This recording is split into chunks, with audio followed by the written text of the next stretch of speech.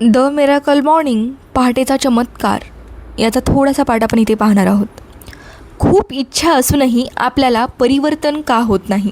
माणसे बदलल्यासारखी वाटतात, पण ती काही क्षणापुरतीच. आपण साऱ्या जगाकडून, अवतीभोवतीच्या लोकांकडून विलक्षण आदराची, शांततेची व सहकार्याची अपेक्षा करतो.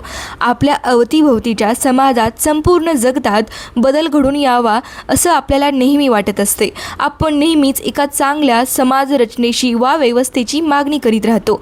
इतकेच नव्हे तर व्यवस्थेतील नानाविध घटकात आपल्याला सुसंवाद आणि सामंजस्य हवे असते. केवळ व्यवस्थेतच नव्हे तर आपल्या नातेसंबंधात, परस्पर संबंधात, मग ते संबंध कितीही जवळचे असोत वा लांबचे, आपल्याला त्यात स्नेहार्दता व जिवाळचे मैत्र, सच्चेपणा हवा असतो. आपल्याला आपल्या काय आणि बाहेरच्या जगतात शांतता हवी असते.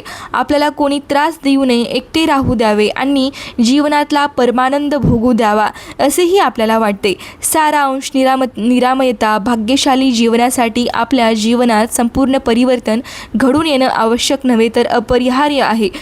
पण हे परिवर्तन ज्याचे त्यालाच घडवून आणावे लागते.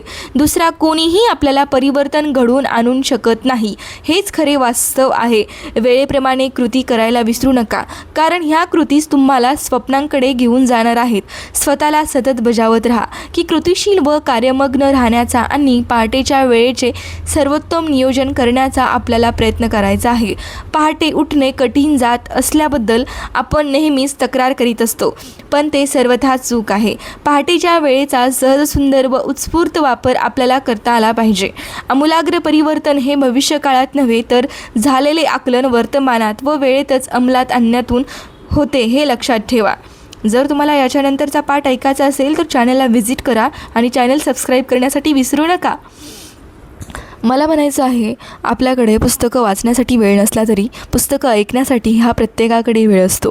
सो पुस्तकं ऐका, तुमच्या ज्ञानामध्ये भर पाडा, तुमच्या विचारांची क्षमताही दृढ करा आणि माझ्या चॅनलला सबस्क्राईब करा. तोपर्यंत बाय.